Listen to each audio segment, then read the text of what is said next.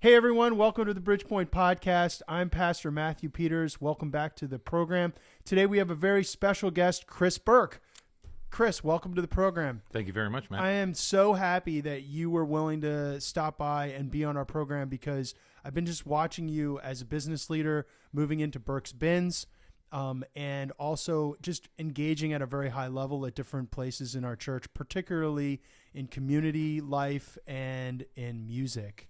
And, you know, when I first meet someone, I don't know what your story is or where you came from. And, you know, you took me out to lunch and I think we went to Radius or something like that and had a nice lunch. And I learned a lot of things about you. And I learned, you know, your background, some of the difficulties you've had, but also the dreams that you and your wife, Sarah, have for ministry and for life. And then I get to watch you. And I don't know, I think we're coming up a year and a half, 2 years that I've known you, and I get to see you grow.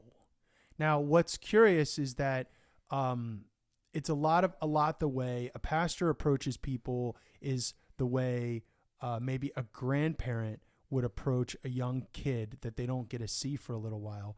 You see a snapshot of them, and then you come back to them a couple weeks later, and they say, "My, you've grown," and the kid is like, whatever.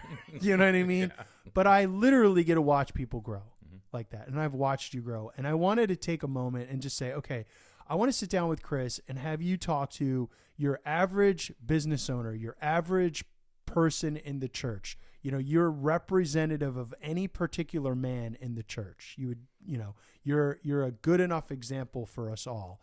What are the things that have actually helped you grow spiritually? And what are some of the tips and some of the pitfalls, let's say?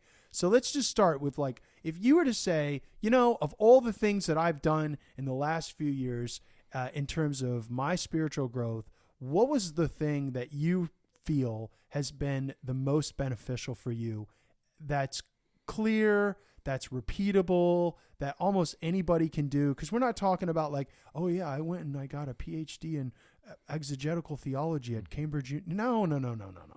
What is this something that is just so basic? It was so helpful for you. What are some things? Great question. So there are a couple of steps that I've taken here recently. What I can tell you is this: I've grown up in the church. Okay, I grew up Methodist, just right down the road, but I never truly actually had that spiritual connection ever. It was always just a matter of fact. That's what we did, right? Yeah, our family, we go to church on Sundays. We go to church on Sundays. Right. And we get dressed up nice and pretty for Christmas and Easter. But throughout my adult life here, what I've really come to find out is that, especially when it comes to my spirituality, community has been the biggest part of all of it. Okay, so I'm not a reader. I'm not going to go out and get this PhD you speak of. I'm sure I probably could never do it. Well, I use that because not only would most people, like 99% of people, not do it, they don't want to do it. Yeah, nor do I. Right. No. I'm one of those 99.9s. Right. So for me, the largest thing that I have ever done in my life has been community. So my wife and I, Sarah, we got married in 2007. Okay. And we started before we were married, we started attending a church just right there off of 30 CCC. And we had a really great pastor. It was a small little church, but it was at that point in time where I actually gave my life to Christ then, right? I was actually baptized in that church. Now, I went through the whole ritual when I was a little baby, you know, sprinkle on the head, etc. But it didn't mean anything, right? So we did it again. And from that moment on, then it was kind of game on. But the biggest part of it is as I've grown, what I have found is that going through the community, being a part of a church, being part of a bigger body of Christ has been the biggest part of my spiritual growth. So we moved down to Indy, and we went to one of these mega churches down there. Love the church. The pastor, Matt, down there he was awesome. But it was a mega church. You know, you just became part of a crowd, right? Right. So there's twofold. So we got into the community. We did that. We moved back up here. You know, we bounced around. We had a church for several years, but in the last 2 years, I think myself, and I know Sarah for sure, have grown spiritually coming to Bridgepoint more than anything, right? Because what happens is we have a family, right? And people ask me all the time, what do you like about the church? I can't describe it other than the fact that I am in love with this church and immensely. And it's in that church and it's in that community that where your growth can start to happen. Because while you have community, the bigger part of it is then serving inside of that community. And I find that has really grown me immensely, right? And you were mentioning earlier, part of the worship team. So I play guitar, sing, lead, and do all that other stuff with Brent, who is amazing. But it's through that act of serving to benefit your community that you can then humble yourself. And then that is when I have found, at least in my life, that's when the Spirit really shines on you. Yeah. Right? Could I just ask you a sort of a tangential but related question? When you, I want to unpack community a little more, but when you're serving, do you find that giving of energy gets you energy? Oh, yeah. 1,000 times over. Do you ever, and I know that you enjoy playing music and you're proficient at it and people really respond to your musical leadership, which has been very fun for me to watch. And of course, you have encouraged me personally on a private level as well musically. So that's also huge. But do you ever get to the place where like, oh, I'm so tired. I don't want to do this thing for church. Yes. But then when you actually go and do it, you're like, what? Like that gave me energy. I find this so often in ministry. You know, it's no secret that I'm a pastor. And so it's kind of what I do. Right. But there are times where I just want to sit on my duff and I want to watch, you know, endless semi-educational videos on YouTube.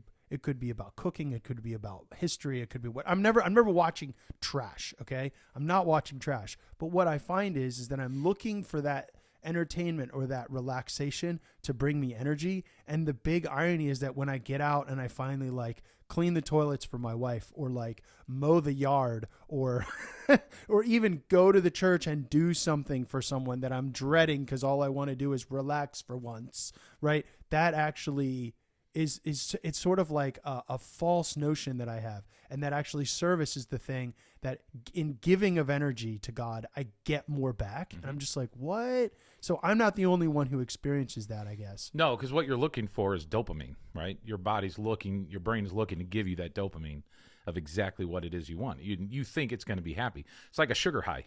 You eat your sugar, and what do? You crash 10, 20 minutes later, right? But then there's a big difference between eating sugar and working out. And it's the same thing. Right now I'm going through a change where I am trying to work out. Well, not trying, I am.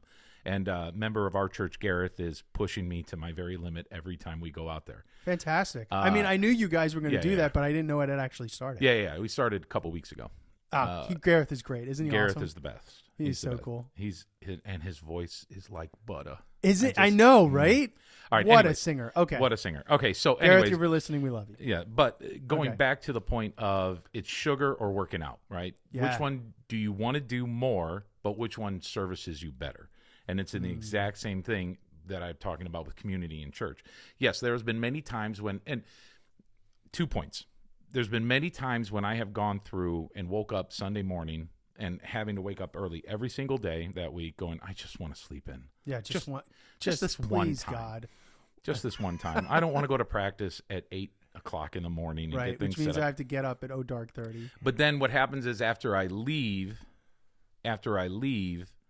I don't want to leave. Once we're done, it's like, oh no, we got to keep going. Let's just keep going, right? Yes. Same thing with what I'm finding is with this working out. I wake up at 6 o'clock in the morning to get to the gym at 6:30, and I was just telling Gareth this the other day. I was saying, man, I really didn't want to come in here today, but I'm super glad I did because I will leave exhausted.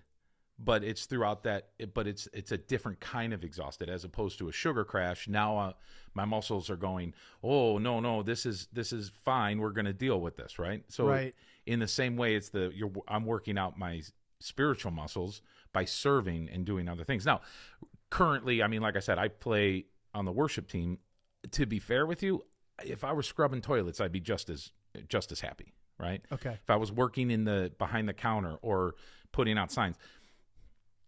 There is one person in this church who I look at with just, I don't want to say envy, because that's the wrong way to look at it, but awe, right? Okay. Ken. Oh, Ken Earls? Oh, Ken, right? he shows up every day. I know. He puts the signs out. He makes the coffee. He makes the coffee. He doesn't say anything. He doesn't say a word. He's just, and he has this. And he would never listen to this podcast, so we're safe. Yeah. He has the biggest smile on his face every single day. Yeah. And I look at that and go, that is servitude. That is the heart of a servant, right? And that is something that I'm striving for. Now, my version of it is because, the Spirit has given me a gift to be able to play guitar. Yeah. Not great, but I can play guitar. I can't sing great. You play well. But at the same point, whatever I can give, I'm getting back tenfold, right? Yeah. And that's how I grow, right? I'm not a reader. I mean, there's a second part of growth too, which is your alone time, right? Yeah. So you can be in your community, but a church isn't the only place where you get God, right? And when I have found is, so would you describe yourself as an introvert or an extrovert? the older I get, the more introverted I get. Fascinating. Mm-hmm. See, I describe I really feel I'm like hyper extroverted. So like that alone time with God is a massive challenge for me. It's good. I mean, we'll get to it. Before we get to alone time, can you just unpack a little bit more about what you mean when you say community? I think it's probably more clear for people because they understand Ken makes the coffee, you play on the worship team, you engage leading and worship in our church. And so for your level of service is going to be clear for people to understand, and then they're going to have to say, well, what do I do? Mm-hmm. And of course, everyone has diversity of gifts, so they don't have to play the guitar or make the coffee. They could do anything. A gift is a smile. Yeah. So, but when you talk about community, I think that might be less clear for some people. Sure, absolutely. So what I mean by community, that's a great point. That's a really valid point. Community isn't just showing up to Sundays. Community is going to Although small that groups. would be extremely helpful. No, that's where you start. Yeah. 100%. Right. But then is engagement outside of that. Shaking hands, talking to people in the pew or the break area, the coffee area. Coffee. Right? Whatever. Lobby. Is just going outside of your comfort zone. If that's not something that you do. Yeah. For me, I find, okay, I'm going to go back to myself real quick. So, for example, when I'm asked to play keys, it's not my comfort zone. In fact, I will sit there and I'll prep all week for it. Mm-hmm. And when I go up on the keys, my hands are doing this, right? Oh, wow. I am so uncomfortable in that. But the minute we stop, I am so thankful that I did it because it took me out of my comfort zone. Right. And every time I get out of my comfort zone, I'm finding a new level of satisfaction from it. Right? Yes. Yes. So, and it's the same thing. And you don't have to be on stage. You don't have to do that. It's literally going up to someone and just saying good morning. Whether that conversation starts, who knows? You may have 10 times out of 11, no conversation is going to start. But that's that 11th time that somebody actually, you find out, oh, wait a minute, you like Star Wars as much as I like Star Wars, right. or whatever it may be, right? Sure. And then next thing you know, you're building that community. You're building your friendships. You're building a trust in each other, which then, as we bond together, we grow together, right? Yeah. So something else that somebody else could do is, like I said, just merely go up, shake hands, or more importantly, getting into life groups, getting into a Bible study. It doesn't have to be your particular church. Right. Just finding something out there. Worship nights, going to those, getting out and actually communing with your body of Christ. I find for me that is the most effective thing I can do. Yeah. One of the things that I've basically, and I always thought, oh, it's just because you like people, I'm a people person, but I really think that there's something to be said about the spiritual growth that happens when we interact with people socially. So like you talked about, just getting to know people. Also, I found that not just getting to know people, but that getting to know people provides a common memory together, and that makes this foundation for you to be able to speak into each other's lives. And then that and it's very strange how that works. You know, I like to say, if you don't have a common memory with someone, then you're probably not going to be able to be shaped by them. And they're not going to be able to shape by you, because there really isn't any connection. And then the other thing is working together, and you've already sort of got an aspect of that when it comes to service. So it's like, if I figured this out very early in my life when I went on mission trips. I went on these mission trips, and we went to these foreign place where there was foreign language, and it was very difficult. And I was like, didn't just create a common memory with these people. There was a common bond that was forged together around accomplishing a difficult task. And it was all imbued with serving God. And then you come back to your church and you realize that you're growing gangbusters with these people. They have shaping influence in your life to challenge you, to encourage you, to help you. Like, there's so many things that are going on. I've been a very strong proponent of the deliberate getting togetherness, you know, and it can look like, just you said, like I go to a non-church related Bible study every Thursday morning, and there's probably 4 or 5 different churches representative, and it really doesn't matter. It's men who get together to grow spiritually. And this, if you would know, this morning it was absolutely epic. Like, the guy, and everyone takes turns who's going to do a little Bible study, and then we pray. It's very, very super simple format, and yet we're growing like weeds because we're choosing to engage. Or I've had small groups at my house, and some people are like, oh, I don't have time for that. No, you don't not have the time for that. And then there's something that I feel is fantastic that I've watched you and Sarah do, is you're deliberate. Like, you guys get together with people. Oh, yeah. Like, you'll like, hey, we want to share a meal with you. Or you did your little Holy Ghost Halloween party, which was fabulous, by the way. It was awesome. You know, and it's like these, you are deliberately creating opportunities for people to interface with each other. And then all of a sudden you watch almost spontaneous spiritual growth. It's huge. No, absolutely. Completely agree with that. Think of it as, for anybody who, if anybody still has questions, did you go, let me ask you this. Did you go, when you were a child, did you go to a camp with other kids? Yes. Okay. Did you have to do tasks with those kids to complete? Did you go canoeing together and all of that? Sure. Right? Yeah. How long? And then now you're kids, so it's different, but you felt at that moment in time when you left that camp that person you did your task with was your best friend. Yes, you absolutely. Now, yeah. New generation, they would text each other. I wrote letters. I did. I wrote letters too. Oh, you wrote letters. You didn't do the. I don't know what age you are. I'm just assuming. No, I was. I'm slightly too young for Morse code, but not quite. Okay, but that's what I'm talking about, right? So that little interaction you had, where you had your best friend. Now, what happened? Later, as the months have gone by, you wrote letters less, you did things less, because you weren't communicating, you weren't engaged with each other. Yeah. But you get that exact same feeling when you work with someone at the church, or you work with someone in the community doing a positive. Now, you could find this in work, you can do it a lot of different places, but if you're working towards a specific goal, soup kitchen, helping out at a thrift shop for a Presbyterian church, or whatever it may be, right, you're going to find that bond is stronger because you re-engage that bond, right? Right. And that's then, and then, like you said, you have that ability then to commune together and grow together and hold each other accountable for things, right? I probably wouldn't be going to the gym as much as I did if I didn't have Gareth with me there, right?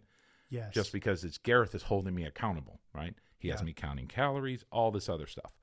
Tons of fun. Tons of blast of fun. But I'm committed to it, and I'm committed to the growth of it.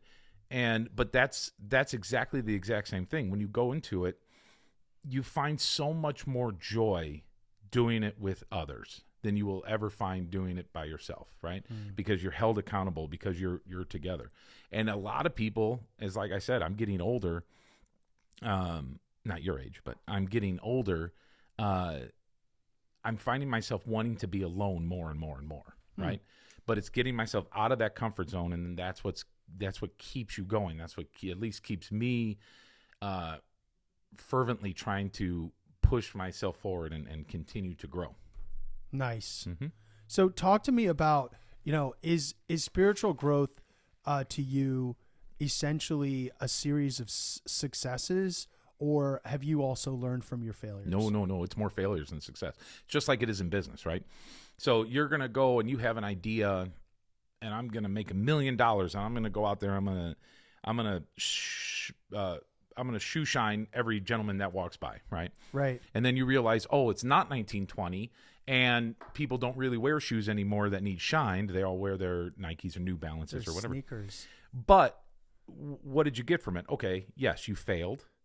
There's no more shoe shining. Yeah. But now you know there's no more shoe shining. But what you did realize is, oh, that particular person's shoestrings look terrible, right? So let's now reinvent a new shoestring, whatever it may be. Right. And now you're selling shoestrings. Next thing you know, you're really successful in that because you're learning from your failures, yes. right? And everything, at least in my business and a lot of stuff I've done, there's 9 failures to 1 success.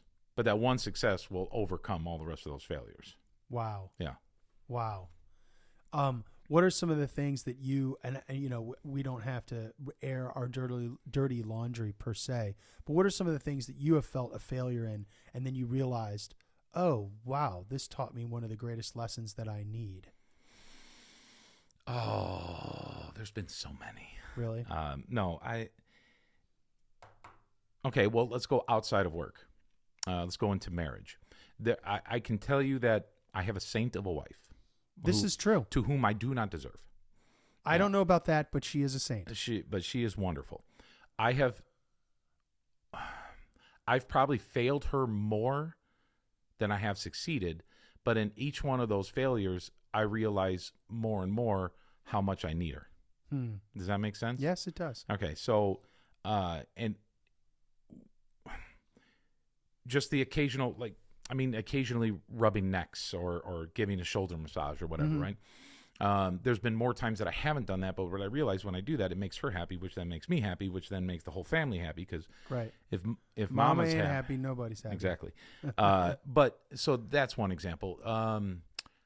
I don't know. It's a little loaded question. I have to think about that one for a while. But what I can tell you is that every time I fail somewhere, I'm learning something and being able to grow from that failure in other ways, right? Yeah.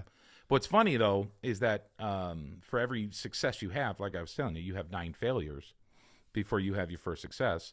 But in each one of those failures, I'm repeating myself, but I've learned something every single time. So I can't give you an example, a specific example, without actually thinking about it. So one of the things that I think, just to chime in from my point of view, I think the things that I have learned in the last few years is just waiting on God and not forcing things.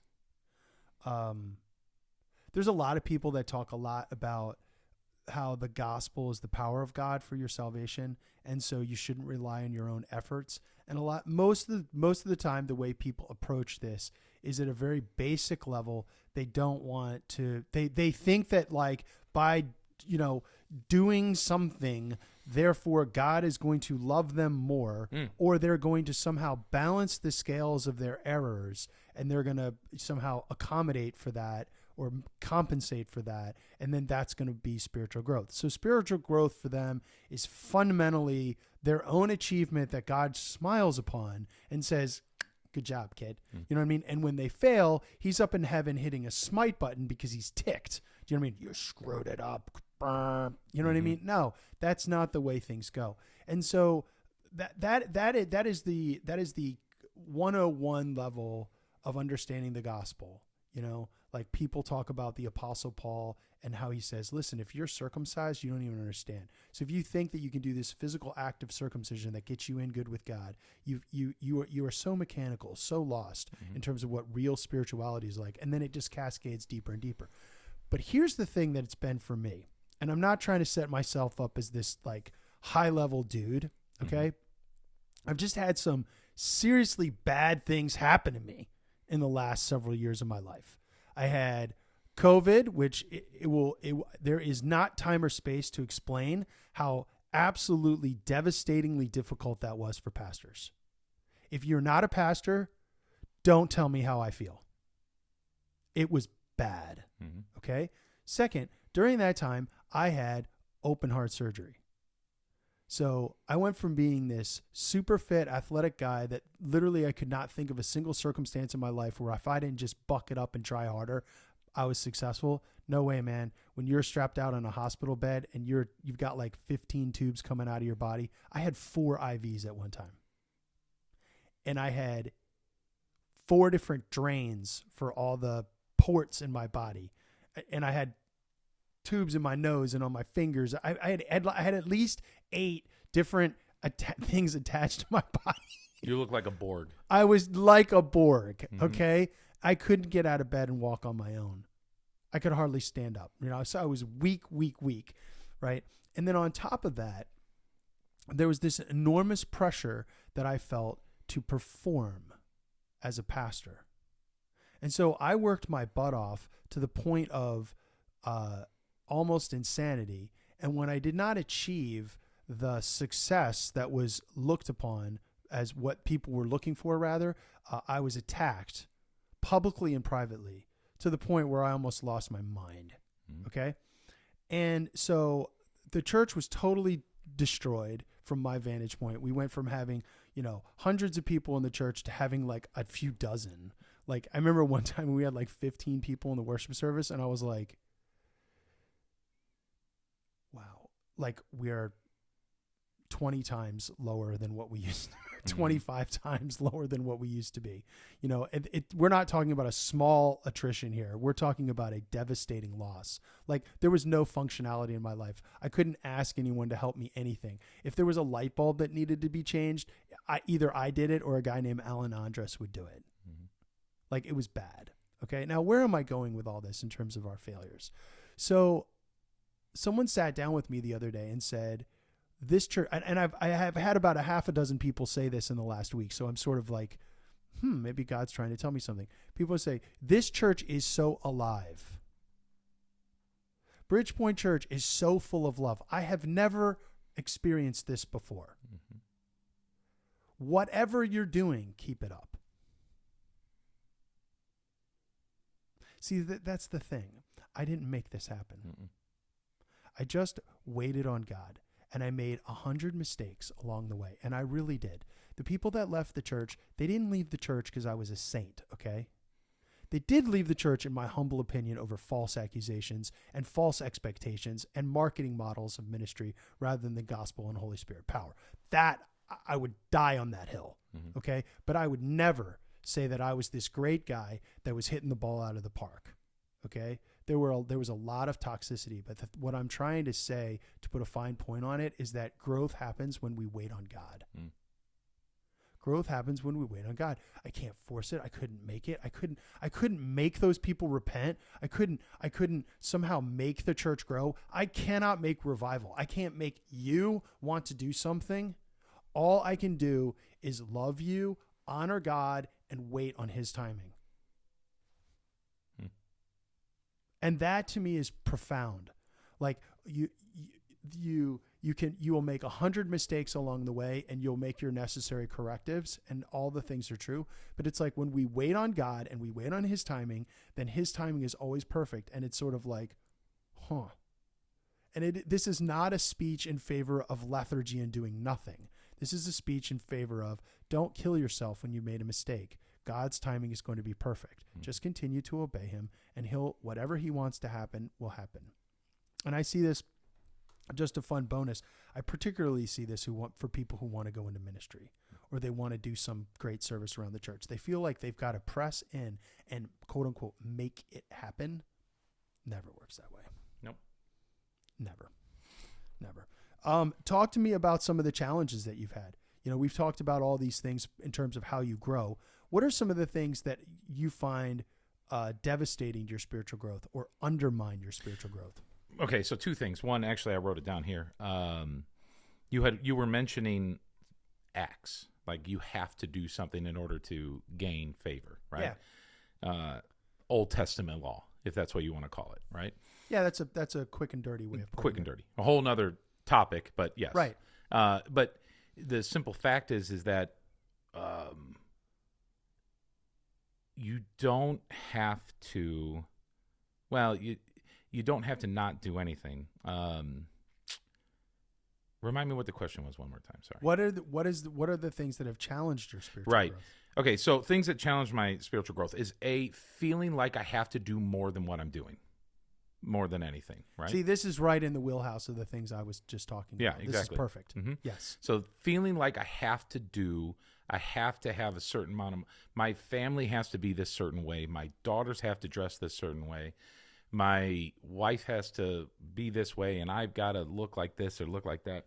The truth of it is that God does not care about any of it. He doesn't care if my business succeeds. He doesn't care if my car breaks down. He only cares about my heart, and that's all he wants, right? After that, we'll take care of everything else. Mm-hmm. There are another aspect of challenges is distractions. This world, my world, is full of nothing but distractions, from the phone, flipping and doing this thing 24 hours a day, which I'm still not perfect at, right? Always trying to grow. But trying to do this thing, or watching shows, or worried about your business, or worried about finances, or worried about every little thing that society deems important. Those are all distractions that will take you away from your ultimate growth, because now all of a sudden you're thinking about everything other than what you need to actually be thinking about. So I find that, for me, being able to get rid of those distractions, which is so incredibly hard to do, Right. so incredibly hard to do, but it brings me right back to what grows me, and that's community and faith, and being able to be held accountable for my actions and for all other people's actions, and getting guidance. The hardest thing, I'm a guy, the hardest thing for me to do is reach out and ask for help, right? Yes. It's impossible for me to ask for help sometimes. Right. Do you do that? Do you not ask for help because you don't know who to ask, or you think that plea for help will look negatively on you? I mean, what's the holdup there? So do you remember, it's image. Okay. Right. It's how you think you're going to look. Remember at the Great Banquet? I do. For those people who don't know, oh yeah, Chris and I have been involved with the Indiana Dunes Great Banquet. It's a Christian community that seeks to know Christ and make him known. And it's pretty much a pay-it-forward organization that puts on a retreat, would you call it, twice a year? Yeah. A spiritual renewal retreat. It's both gospel evangelism for the believer and for the unbeliever, and pretty much change our lives. Yeah, pretty much. Or as the great Dave Mangle likes to say, it's a place you go to get all Jesused up. You do get Jesused up. Okay, so Great Banquet. Great yes. Banquet. If you remember, I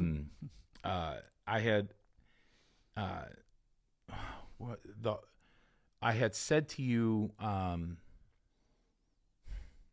did I distract you? Yeah, you did. You completely lost my train of thought. That's terrible. But short of it is, and do you want me to talk and then let you remember? go and let me think about it. You go ahead and remember, and I apologize because I was like, oh, let me tell you about the Great Banquet, and then you were about to tell me something, and then I went and shared with everyone about how fabulous it is. So when you think of it, you just pop in and say what that is. I think we were talking about how you were not wanting to reach out to people and ask for help.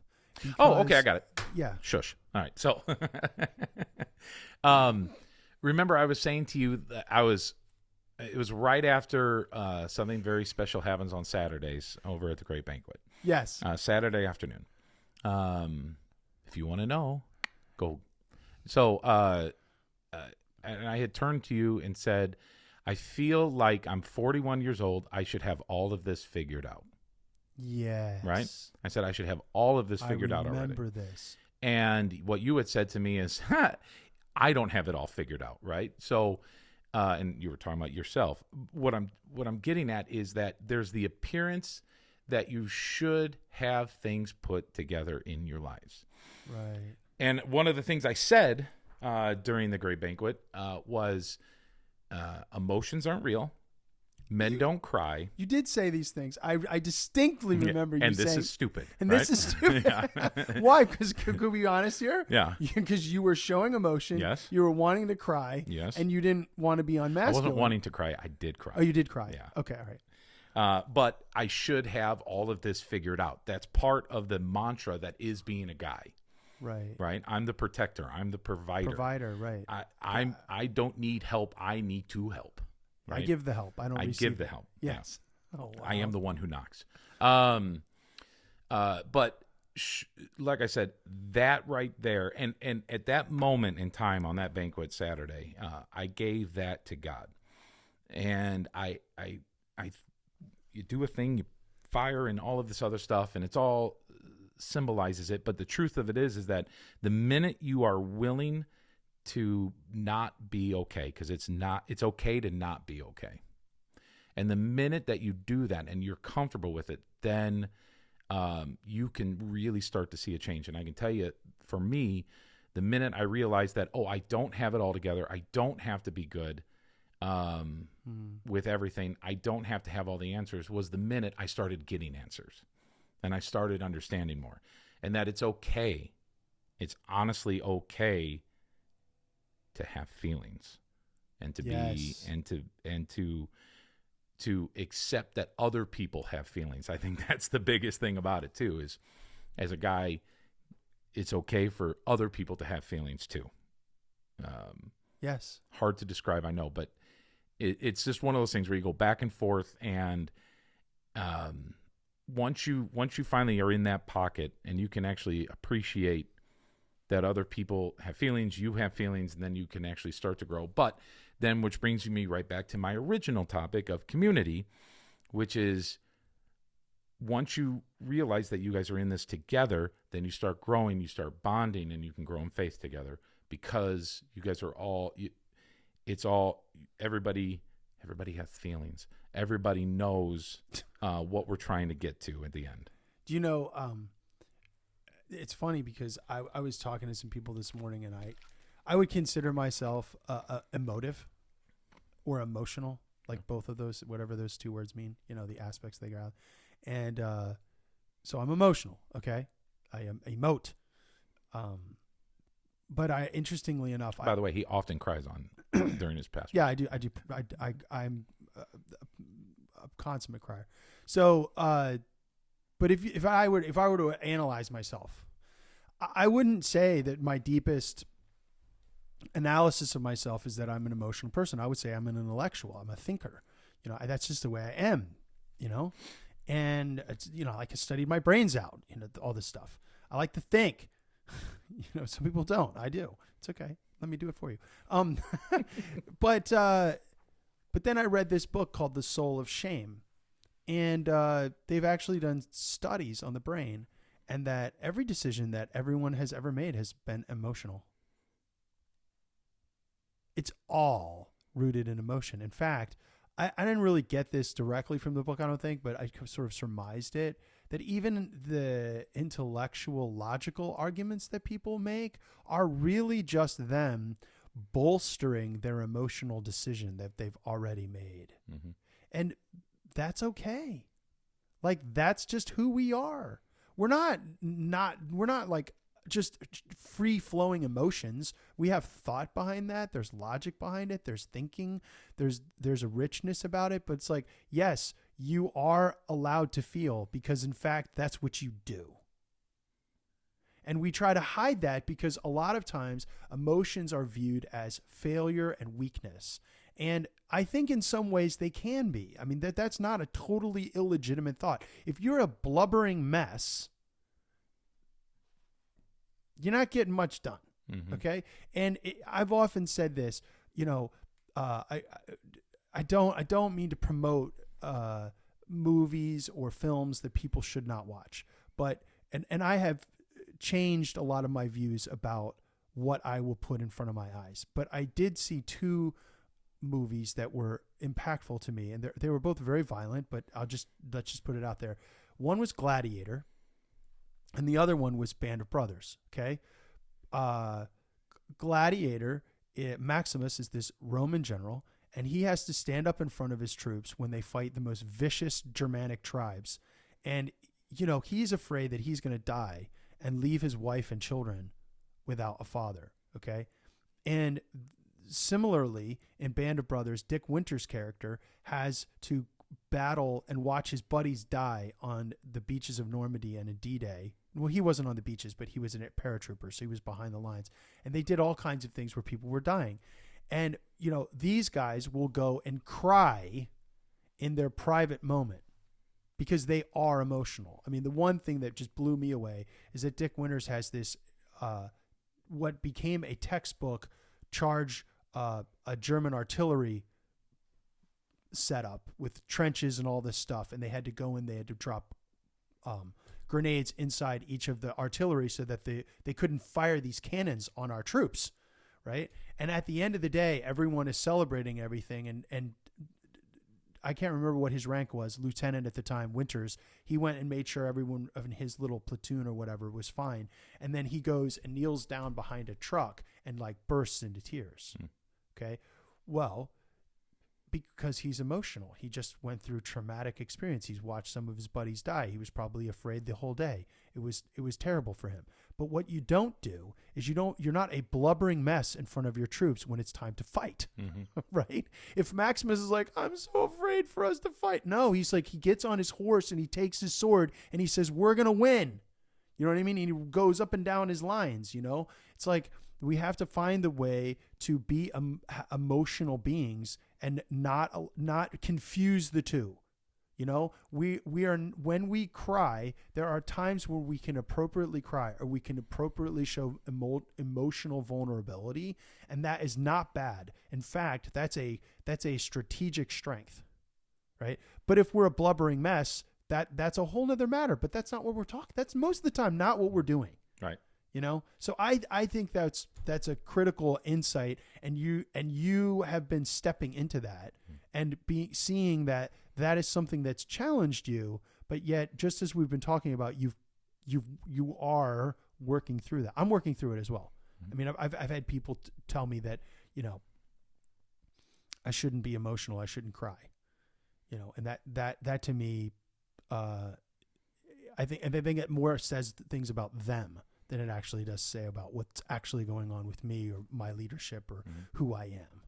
So anything else, you know, what were some other challenges that you faced in terms of spiritual growth? I mean, just your normal stuff, your self-doubt, self-confidence. That's always a big one. And honestly, the hardest thing, and I don't know, maybe I shouldn't say it, but the hardest thing to keep in faith is faith. Okay. Because you have all these other distractions. You hear all of there's so many people that are so much smarter than you, and they're all telling you there's this, you know, I don't know how old the world is. I don't know how long we've been, you know, but there's so much out there that also then can distract you and keep you away from doing the one thing you've got to do, and that's give your heart to God more than anything. Right. So that kind of stuff there. And then, so can I just pause you for a second? Please. I mean, I don't know how much more time that we really actually have, but I think that one of the things that is truly important for us to understand is that when we lack confidence, so much of that lacking in confidence is because we compare ourselves to some artificial standard. And I mean artificial. You know, so like you could compare you just helped me earlier. Fun fact. We were, you know, when we were playing the guitar. Okay. And I'm comparing myself to people that have been playing the guitar for decades. And I mean decades. Right. And I have been playing the guitar for a matter of multiple months. And you're like, don't overthink it. Okay, now that's your way of telling me not to get ahead of myself. But I think one of the self-doubts that I've had, like I've wanting to quit the guitar, not like I don't want to quit, but I'm so depressed that I can't do this thing that I watch these other people do, or I can't even understand something that to them is like simple. I think that one of the greatest self-confidence killers is when we compare ourselves artificially to other people. And I mean artificially. Anytime we compare ourselves to someone else, it has to be artificial because we are patently not them, nor will we ever be. There was a picture recently that I saw, and it was, who's Amazon? Well, Jeff Bezos. Oh, yeah, Bezos. Jeff Bezos sitting in a lone office with a desk, and spray painted on the wall was Amazon.com. And it's just him, and it's early 90s when he's just getting everything started. And the caption on the bottom of it said, "Don't compare your first step to somebody else's 20th step," right? Wow. Only concentrate on your one thing you got to do. Right. Exactly. And this makes sense spiritually, actually, because God didn't create you to be me or me to be you. You know, it's funny. People say to me that it's like, oh, how in the world do you get up there and talk to people? And I said, well, first of all, I am a big talker, but actually that's not really what's going on. What's really going on is God is using a spiritual gift in me to be able to communicate his truth to you. And I just do that. And I like it. But you should not have to feel like you have to do that. Mm-hmm. That's totally unreasonable. And consequently, there are things that people are able to do that they run circles around me. Like I have elders on my board that are far more administrative than I am. They have their act together. I mean, these guys have their act together. And I'm just like, I could never be. I'm all thumbs, right? But they're not like me. And we work together. We make a team, you know, and we should not compare and contrast ourselves. We should complement each other. And it's a real killer when you start thinking about yourself as not good enough, when in fact you're exactly who God made you to be. Just be the best version of you. And I know that seems cheesy and sappy, but it's actually really true. It's really true. Mm-hmm. And the devil would love for us to spend tons of energy on trying to think about why we're not good enough, or why we're supposed to be, why we're somewhere that we're not, or why we're not like that other person. Man, they got all their crap together, you know? And I mean, personally, I've experienced that not just individually, but also corporately. I've a lot of times compared Bridgepoint Church to other churches. No. Now, first of all, every church struggles with finance, period. Mm-hmm. Right? Second of all, every church struggles with leadership decisions, period. I don't care if you got 10,000 people, 100,000 people, or 10 people. You're having similar problems at every level. There is no grass is greener. I should not compare myself or the church that God has in his care made me the shepherd and teacher of to other churches. It's a total waste of my time. Total. Just be you. But it similar, sort of, but in marriage, for example, right? Yeah. Why do we end up in so much divorce, right? It's because of what we expect from the other, right? So what you're expecting your church to do, or what you're expecting. But if you look at it, you know, the male and a female, my wife, PR, planning, cleaning, all that. Right. Me, fixing. Here's my planning. Here's my doing. Here's my, you know, PR. Here's her planning, and here's, you know. So when you start looking at all of that, when the reason why a lot of marriages and churches and everything and people inside of churches fail is because we're all expecting different, and we're not willing to open up and let our weaknesses be strengthened. So you want to go like Yes. this. And you want to be strengthened by, because I am no good at thinking outside the box when it comes to Holy Spirit party. Okay? Well, we just had one, right? Yeah, that wasn't your shtick. That's me. That was Sarah. Yeah, you said like 10 times at Yeah, the party. You were like, But- this is all Sarah. But that was what her strength is, right? Right. So now, then if we look at it, But you were totally the MC of the whole thing. I know, but okay, so there's my strength, and right? it was awesome. Right there, but that's my strength. That's not Sarah's. Yeah. That's one of Sarah's weaknesses. Right. But now we've come together. Now all of a sudden we made an awesome gathering and a Right. nice time together, because her weakness is my strength, and it's the same thing inside the church, right? We have elder boards, we have deacons, we have all of this stuff because we're not all supposed to do the same thing. Right. We're all supposed to be able to over eclipse each other's weaknesses with our strengths. So everybody has their individual part. Nice. I think that's a good place to land the plane. Nice. Thanks for being on the program, Chris. Oh, I appreciate it. Thank you Super very cool. much. Hey, everyone. Thanks for stopping by to the Bridgepoint Podcast. Till the next time we get together, keep your eyes on Jesus and let's follow him. Amen. Amen. All right.